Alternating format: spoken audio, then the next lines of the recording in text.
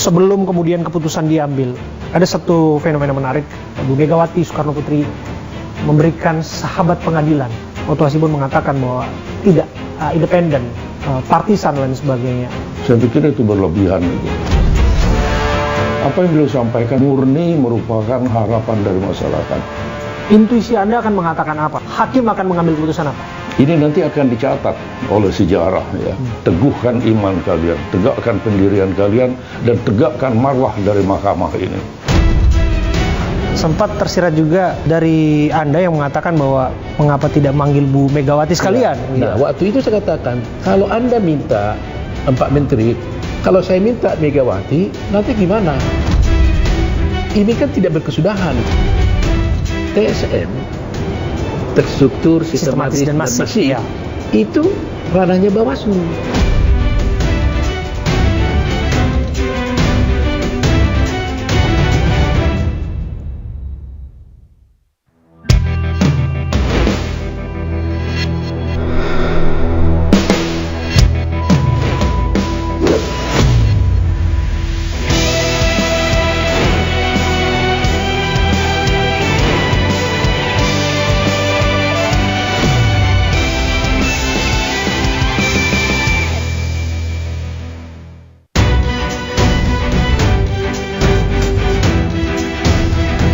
Presiden kelima RI yang juga Ketua Umum PDI Perjuangan Megawati Soekarno Putri mengajukan diri sebagai amicus curiae atau sahabat pengadilan dalam sidang sengketa Pilpres 2024 ke Mahkamah Konstitusi.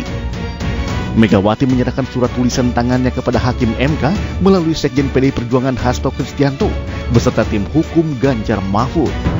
Mega sampai menambahkan tulisan tangan sebagai ungkapan bagaimana perjuangan dari Raden Ajeng Kartini itu juga tidak akan pernah sia-sia, karena emansipasi itu merupakan bagian dari demokrasi. Sehingga ketika kita menghadapi kegelapan demokrasi akibat abuse of power yang dilakukan oleh Presiden Jokowi, akibat kepentingan nepotisme untuk anak dan keluarganya, maka menciptakan suatu kecurangan masif dan penggunaan sumber daya negara serta alat-alat negara. Tidak hanya Megawati Soekarno Putri, Indonesia American Lawyer Association, 5 tokoh yakni Habib Rizik Syihab, Din Samsudin, Ahmad Sabri Lubis, Yusuf Martak, dan Munarman juga mengajukan surat amicus curiae. Dalam gelaran sidang sengketa Pilpres 2024, sejumlah pihak mengajukan amicus curiae untuk memberikan pandangan kepada Hakim Konstitusi. Amicus curiae dikenal sebagai sahabat pengadilan, merupakan praktik hukum yang memungkinkan pihak lain di luar pihak berperkara untuk terlibat dalam peradilan. Berfungsi mengklarifikasi isu faktual, menjelaskan isu hukum, dan mewakili kelompok tertentu. Tidak berhubungan dengan penggugat atau tergugat, namun memiliki kepentingan dalam suatu kasus. Sejak menangani perselisihan hasil pemilihan umum presiden dan wakil presiden tahun 2024 hingga 17 April 2024, Mahkamah Konstitusi telah menerima 23 pengajuan permohonan sebagai amicus curiae atau sahabat pengadilan. Banyaknya masyarakat yang hendak menjadi amicus curiae ini menjadi fenomena menarik yang terjadi dalam PHPU tahun 2024. Bahkan kejadian ini menjadi kedatangan amicus curiae terbanyak sepanjang MK menangani perkara.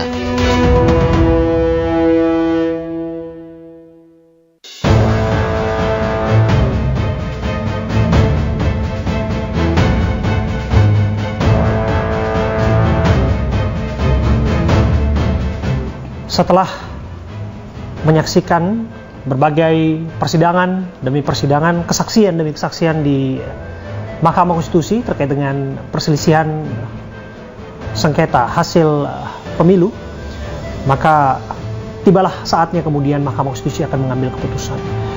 Masing-masing pihak dalam hal ini pemohon sudah menyampaikan kesimpulan yang harapannya ini bisa menjadi pertimbangan bagi Hakim Konstitusi untuk mengambil keputusan. Hari ini saya Abraham Silaban, saya duduk bersama dengan Wakil Ketua Deputi Hukum Ganjar Mahfud, Pak Henry Yosodiningrat. Terima kasih bersama kami, Pak Henry. Seberapa yakin kemudian bahwa kesimpulan yang sudah disodorkan kepada majelis hakim akan dijadikan pertimbangan untuk mengambil keputusan dalam sidang perselisihan hasil pemilihan umum presiden? Oke. Kesimpulan itu kami ambil dari pokok-pokok atau fakta-fakta yang terungkap di persidangan.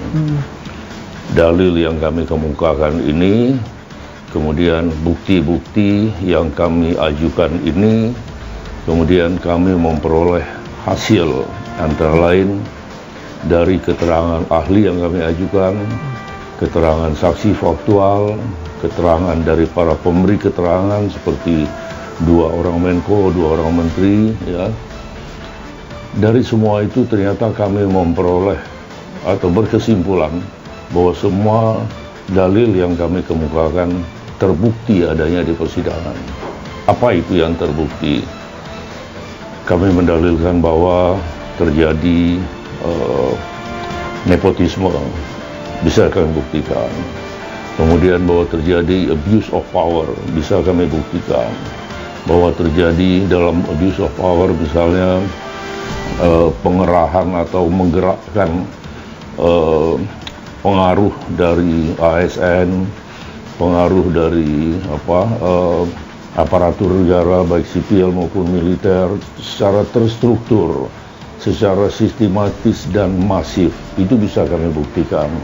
Jadi atas dasar itu maka saya bersama dengan tim yang lain sangat meyakini bahwa hakim akan mengambil putusan dan mengadili serta mengambil putusan yang progresif dalam hal ini. Jadi tidak hanya berpaku pada beberapa keputusan mahkamah sebelumnya yang terbatas jadi mahkamah kalkulator, tapi bukan itu.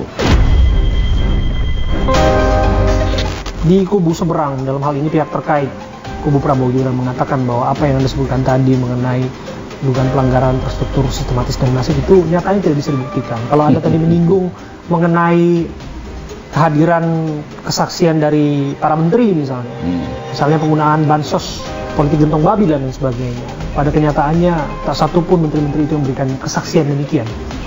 Itu mereka tidak bisa memaknai, mereka tidak bisa memahami apa yang tersirat dari apa yang disampaikan oleh para pemberi keterangan, dalam hal ini 2 orang Menko, 2 orang Menteri, ya. Siapa yang Anda maksud? Ya, Pak Henry? mereka membelokkan pemahaman yang sebenarnya. Ya, itu mungkin karena salah satu kepanikan juga menurut saya, ya.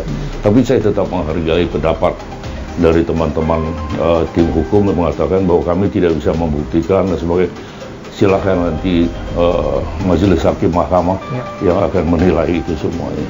Oke.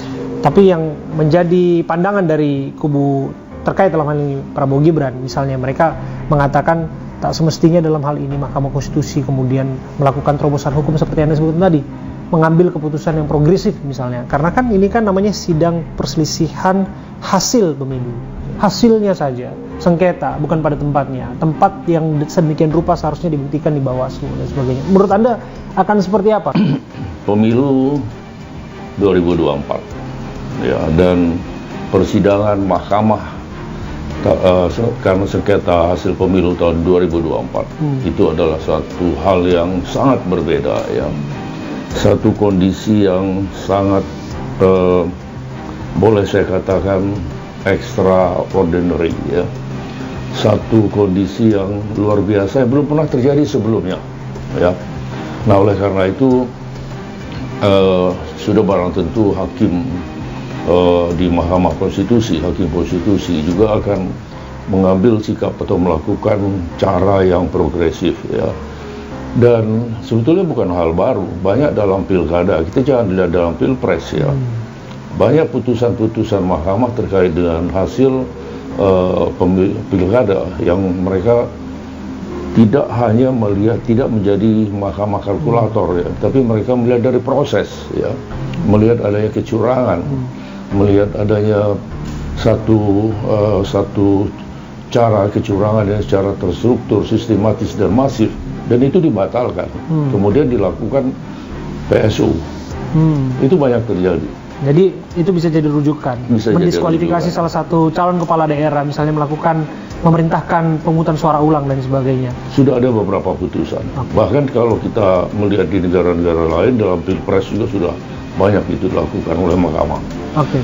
Tapi kalau bantahannya disebutkan bahwa ini marginnya terlalu besar.